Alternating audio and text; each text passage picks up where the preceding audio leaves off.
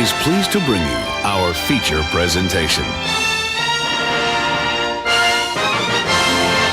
Have to return some videotapes. Have to return some videotapes. Have to return some videotapes. Have to return some videotapes. Have to return some. Have to return some. Have to return some videotapes. Videotapes. Videotapes. Videotapes. Videotapes.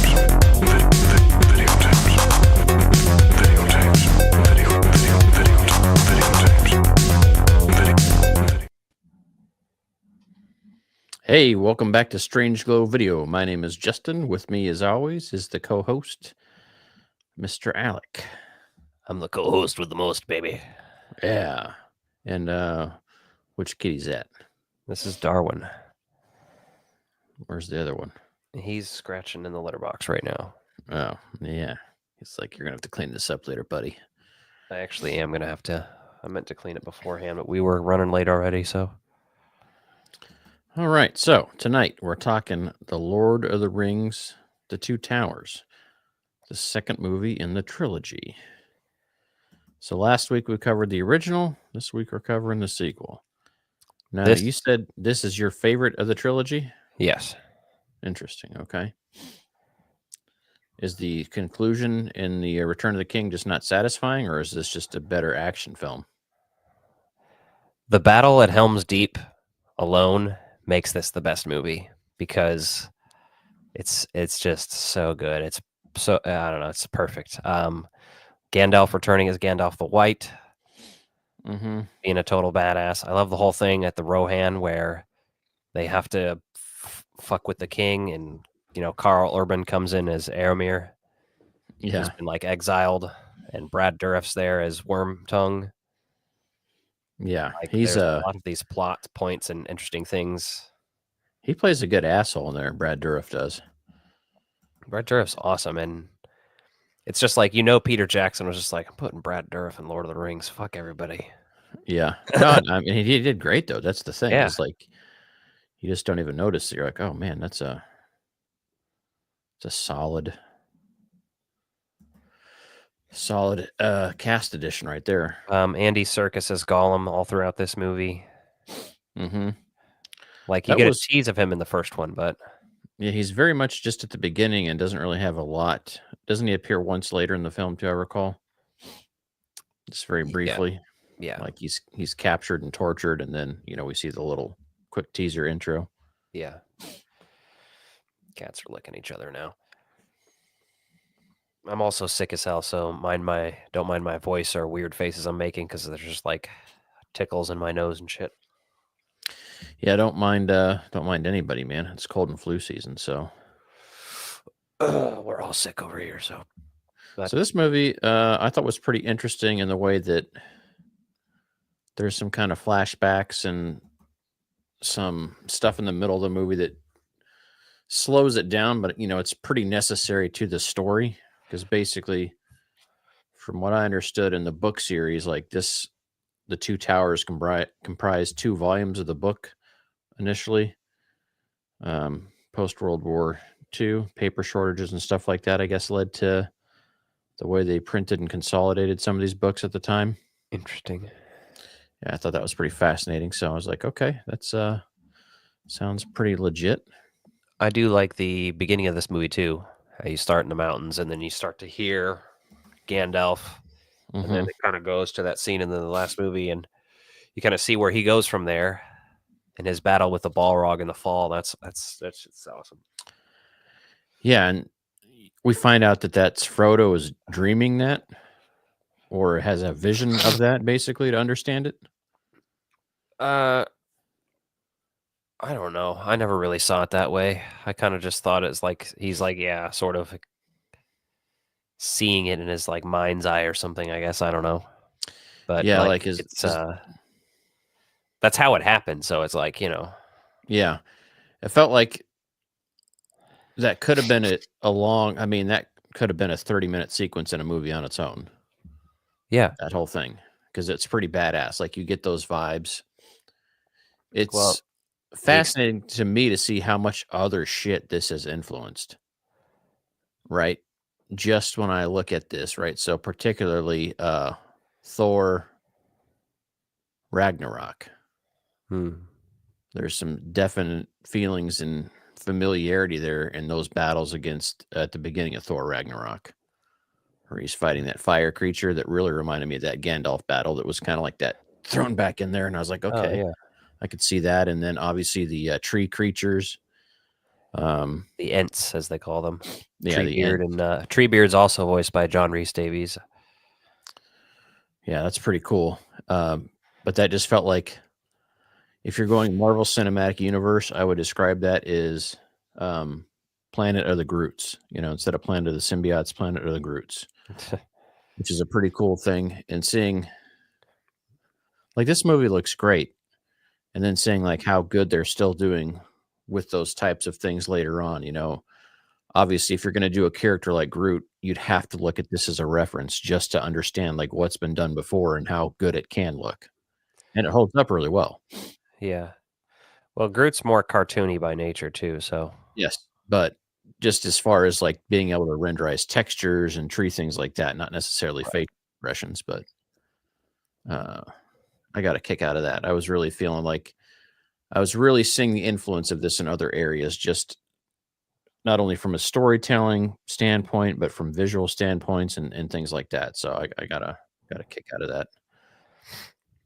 So I got to be the guy to bring this up because we didn't watch it together, or I would have when we did, because it's almost a meme now to bring it up to people who haven't seen Lord of the Rings or who aren't super fans, but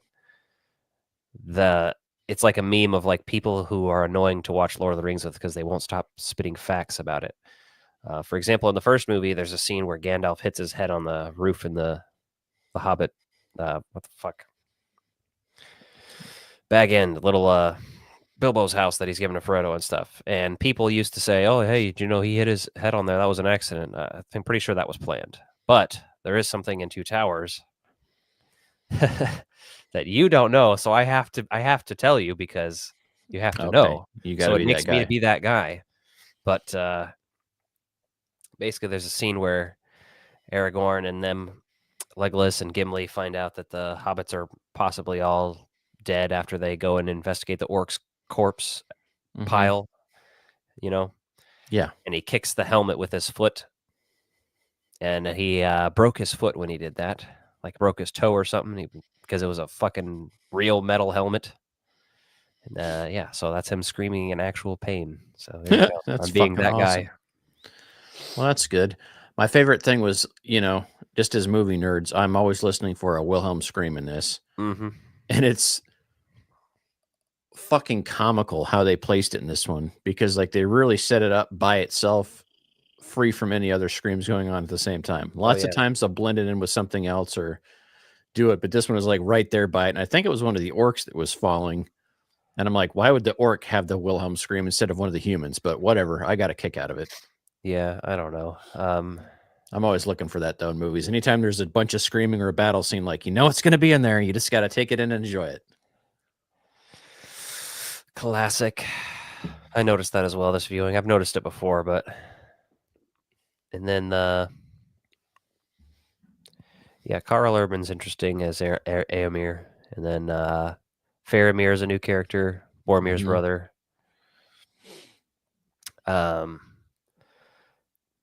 What else we got going on? Man, I mean, let me pull this up because I know it's just like hard to think about in order and like in a decent structure without.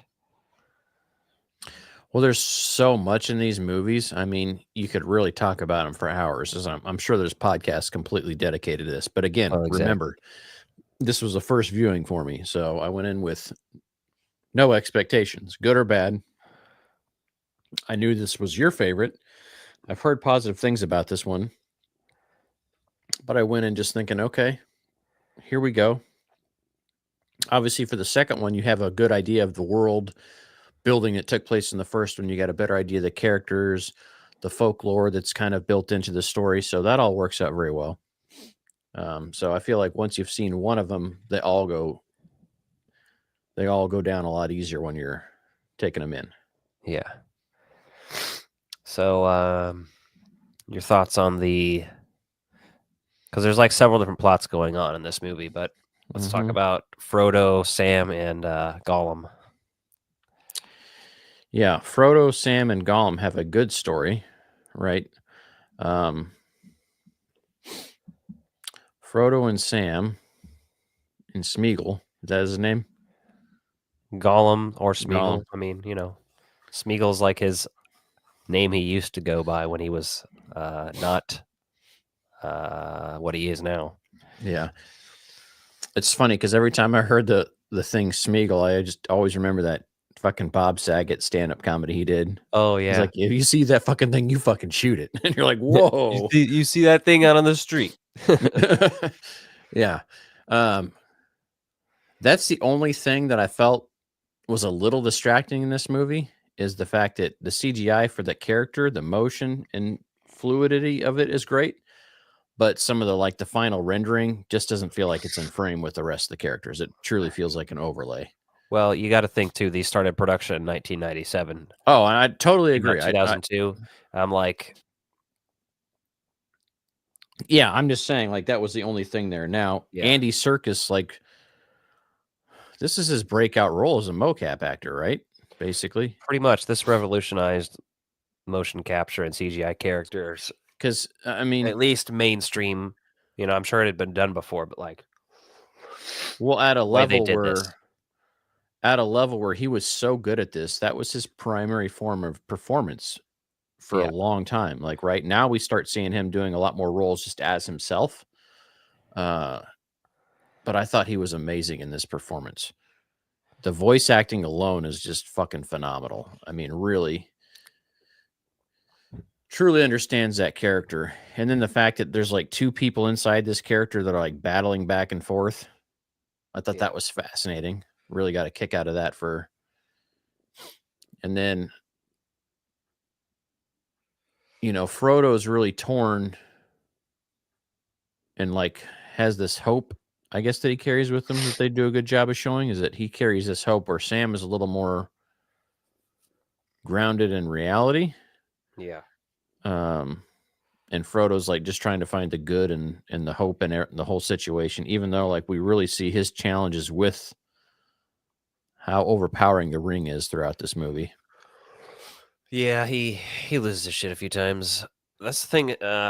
It doesn't feel like Sam and Frodo actually get very far in this movie. You know what I mean? It kind of just feels like they're walking around in circles the whole time.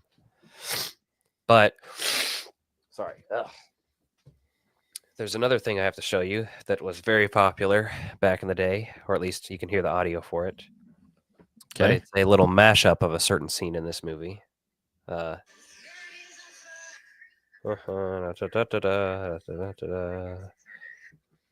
needs a few good taters. What's taters, Brussels? What's taters, huh? Potatoes. Boil 'em, mash 'em, stick 'em in a stew. Boil 'em, mash 'em, stick 'em in a stew. Boil 'em, mash 'em, boil 'em, mash 'em, boil 'em, mash 'em, stick 'em in a stew. Boil 'em, mash 'em, boil 'em. Potato, boil 'em, mash 'em. This I is can dig it. deep lore internet from literally when the movies were coming out mid 2000s. And the beautiful thing about that is internet culture has created that, and then obviously the Jeff Goldblum song based all on his laughing from Jurassic Park. And to me, that's the vibe I got from that. I was like, that's kindred spirit of that. Let's take something absurd and make it really just speak to people. Yeah. So, yeah, you said Carl Urban. Interesting to see him in here, right? Uh-huh. And I didn't realize he's done a fair amount of acting. He's really. Oh yeah. This is probably when I first saw him, to be honest. But let me see. I know he was in the Star Trek movies as well. Oh, he was Judge Dredd in the remake of, or the re-release, I guess, adaptation of the 2012 Dredd, which I thought was pretty decent. Yeah. Yeah, he's done it. Oh yeah, Ghost Ship too. Yeah, that's what I was thinking. I was like, Ghost Ship. Okay, that's great. But I do like how they have a fair amount of New Zealand performers in this. Wasn't that basically where all this is shot? Yep. That's where Peter Jackson's from. So Bad Taste was shot there too. So was Dead Alive, I believe. So let's see here. And they did, like we said, we shot these all back to back and stuff, and I just can't even imagine. There's so much shooting for this movie. Like, Well, if you think about how slow paced some of these shots can go and how large scale some of these are, right now, obviously there's a ton of CGI in these, but still even getting those sets built, getting those shots done from multiple angles so they can change back and forth is pretty damn impressive. And that battle scene, to your point, is huge. It's Yeah. gigantic. well, they were duplicating a lot of people. I look in the behind the scenes videos of this that I used to watch on the DVD that I got back in the day. Like it shows like they have 15, maybe 20 orcs, and they just duplicate them a lot Yeah. for big war scenes anyway. But no, that's a great scene. It, like the way it builds up and everything, the way the elves show up last minute to help. Yeah. Well, and it's fascinating too because even more like a traditional war movie, right? When you're doing like a World War II style movie, usually your enemy is like very generic, you can't easily distinguish one from the other in a battle scene like that, right? Yeah. But your cast of heroes, you want to be able to distinguish who they are easily in the moment. And I felt they did a great job of that with this, is because none of the orcs mattered, right? Even that kind of the battle leader in this was important in the way he was kind of leading charge of things, but that was really it. Yeah. Appreciated that about it. And then obviously It's little things in the battle, like Gimli and Legolas hated each other in the first movie, and by the time we're in this one, they're defending each other and shit, and having a competition to see who can kill more people, essentially. Which is kind of dark when you think about it, but hey. Yeah, that was a pretty funny little subplot in there. But yeah, I think it just goes to show that when people are working for a common goal, they overcome those differences in an interesting way. And for a movie that takes place like in a fictional universe with all these mythical creatures and everything, was pretty wild. Yeah, so there are dragons in this one, Mm-hmm. being ridden by the Nazgul or the Ringwraiths. Mm-hmm. Yeah, there's so much going on in here. And Saruman was interesting in this, because he's obviously possessed the king, and then, he looks like shit. He looks like he's literally on death's door. Yeah. And then, comes in and gets evicted. Yeah, which is a cool scene. He always frightened me the way he looked as a kid. So, yeah, he's always a little spooky looking. Yeah, you can easily see how so much of this influenced like Game of Thrones from a visual storytelling perspective. Story-wise, there's obviously, when you're in a mythical thing like that, there's going to be some sort of overlap. Yeah. But visually, you can really see how you got from here to like Game of Thrones, from character design, character development. And I think they really knocked some of these designs out of the park. Everything looked great. Like you said, like old man, when he was all haggard like that, looked terrible. Looked so gross. Like literally looks like he's dying. And then when he's revived, you're just like, holy shit, same guy. That's wild. Yeah. So some more about that battle. Legolas sliding down the stairs on a shield was sick.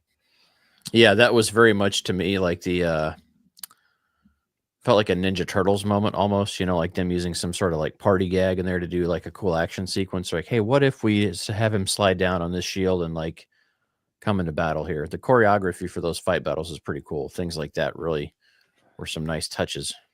It's just interesting because it's like Legolas is just like damn near perfect and like elegant and shit, Mm-hmm. I like how they just like visually show that shit.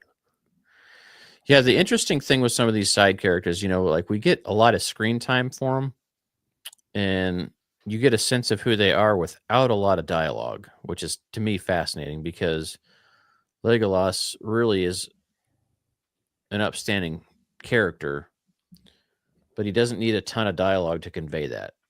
Yeah. Like he doesn't have a lot of lines. He's just like a physical presence there that really helps carry his portion of the story without being all talky. if you wanted to right now, you could hop onto Google Yeah. and look at pictures of him on a beach surfing. While they're filming. No, not this. Oh, okay. But he has his windsock out. Oh yeah. Mhm. Well, there you go. And it do be windsocking. Looks like a fucking really long turtleneck sweater. You know? Yeah. Are you looking it up? No, I should though. I should. I was waiting for you to send me a link. I didn't get a ding from you. I just thought I'd bring that up because it's funny to me. So, have you read any of the books to this series at all? I read the second one when I was a kid. I haven't read the other ones, but right now I'm in the middle of reading it.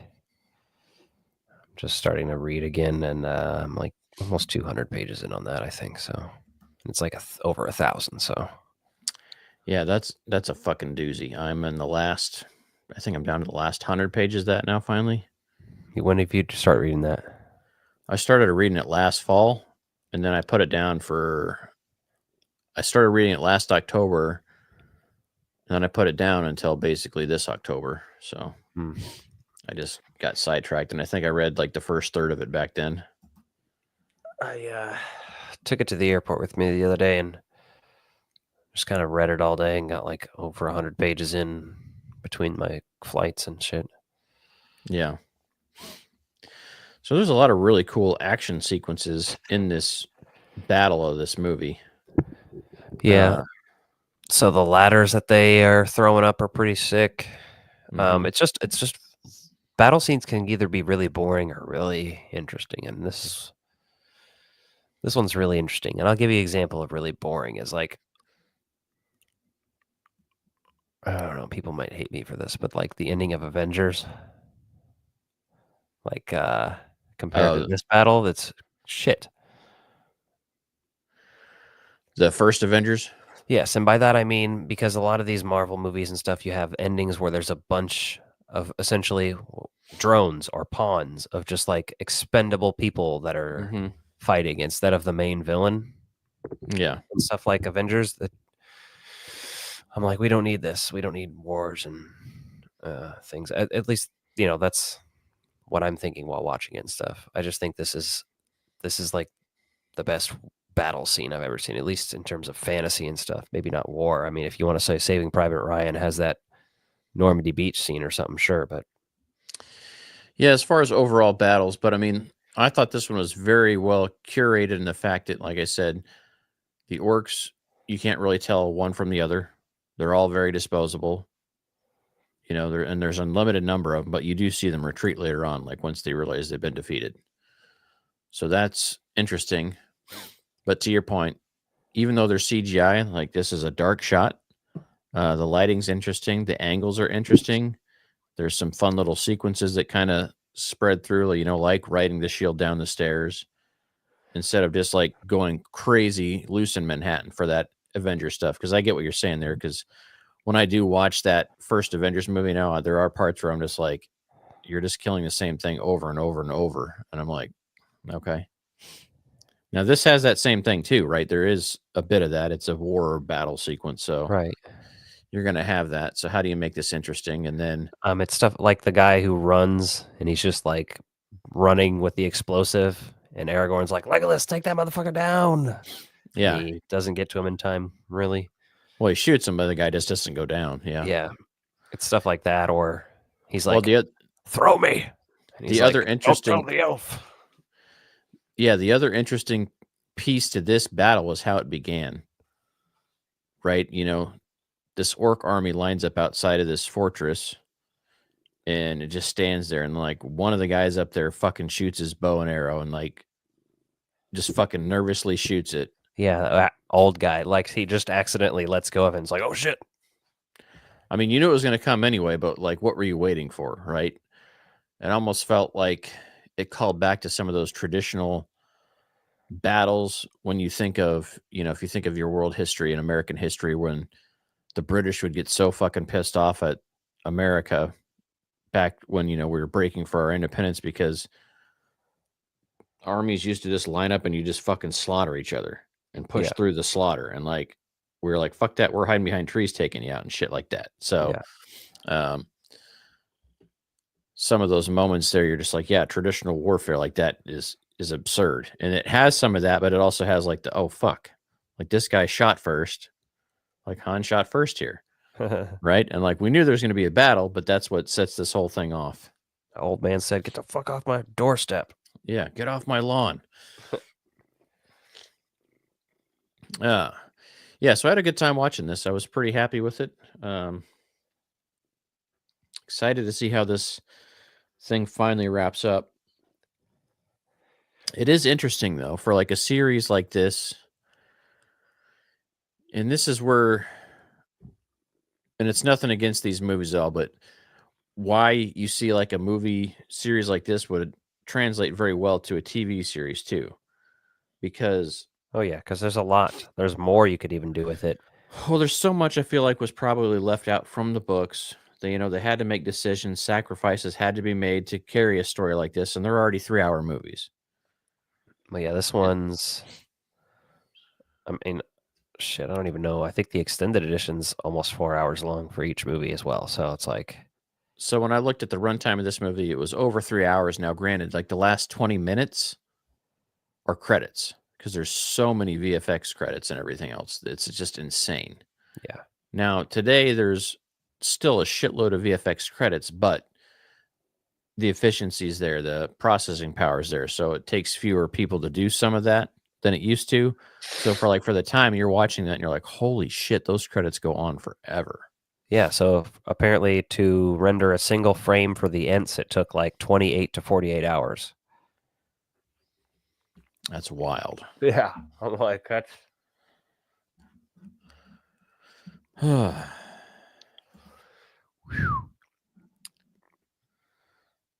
damn. I'm dying over here. But Yeah, you sound like shit, man. You're going to need to rest up. Rest up for Return of the King.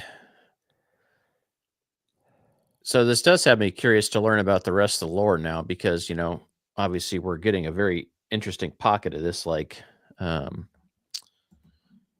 what's his name here? And I just want to look it up before I fuck it up. Aragorn is interesting because they say he's 87 years old at the time.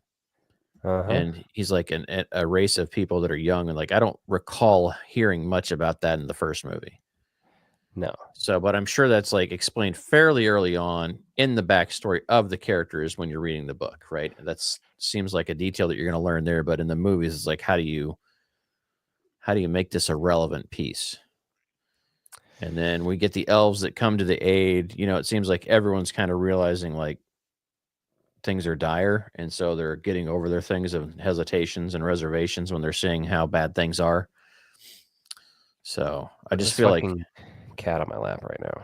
What are you nursing a baby over there? That's what it looks Basically. like. That's awesome. Cat's like, you son of a bitch.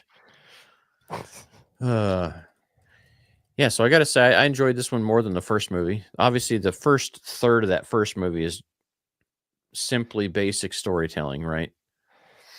Like I feel like the first book in the series is just going to tell you about your basic characters. Like here's your character layouts. Here's where this is going to go. Like here's the cast and crew. Although I really like the first movie too. It's my second favorite because you get all that stuff at the beginning that is like not so stressful of the Shire. The Shire seems like a dope place to just go get drunk and smoke weed, run through some fields. Yeah. I did like that in the Twin Towers when they make the joke about it. They just wanted to basically smoke and relax. And I'm like, yeah, you're on some stressful shit there, man. I could understand why you want to do that. Yeah. So, yeah, no, I think this is it's good. Curious to see how this ends and then what else the lore has in for these, because obviously some of these characters are very old and they've been through the last time or the last battle. So what does all that look like? Do other stories are those in other books of the stories or other series where they're dealing with some of these same things? Because Because I feel like that's almost dangerous, right? You almost go to the like, hey, how many times are you going to do the same villain? It's not Okay. like that's not who the villain is in The Hobbit. The Hobbit's not even about the ring. That's kind of incidental. Okay. It's about like dwarves, like 13 or 17. I don't know if I can remember how many dwarves are with. It's a group of dwarves, Bilbo and Gandalf, on a quest to help save the dwarves. I can't remember. Okay. So as long as there's something different there, because that was my main concern. I was like, if you go the Star Wars route and you're like, oh, we're going to bring back Palpatine, or Ghostbusters, and you're like, oh, we're in Afterlife and we're going to bring back Gozer. And you're just like, some of these times where I get that you can do that, but that doesn't always mean you should. And so you have this battle. So the summary, I think, tells you everything you need to know in these first two movies, right? And I'm assuming the books do something similar in that way to do that storytelling of like, but Yeah. it's more of a recap. It's not like a in-depth of each individual battle or how that whole battle went play by play. So let's see. The Now- War of the Rohirrim is the new movie that's coming out, and it's set 183 years before this trilogy. Okay. Tells the story of Helm Hammerhand, a legendary king of Rohan, and his family as they defend their kingdom against an army of Dundalings, which are man and men, whether male or females, in contrast to elves, orcs, and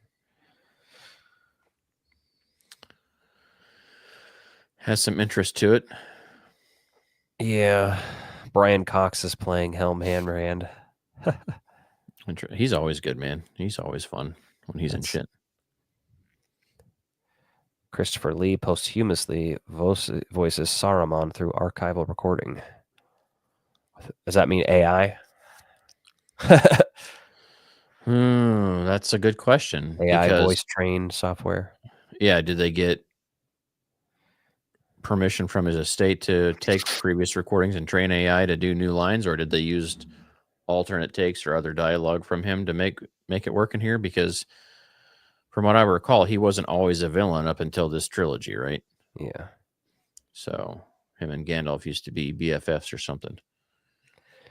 Used to make pretzels and stuff together. Yeah. So obviously Helm's Deep is where they are hiding there, so that's interesting. It's got to be tied to that somehow. Okay. So we'll see another battle possibly at that same. Well, it's called the location. War for Rohirrim, so probably, yeah. Probably battle heavy.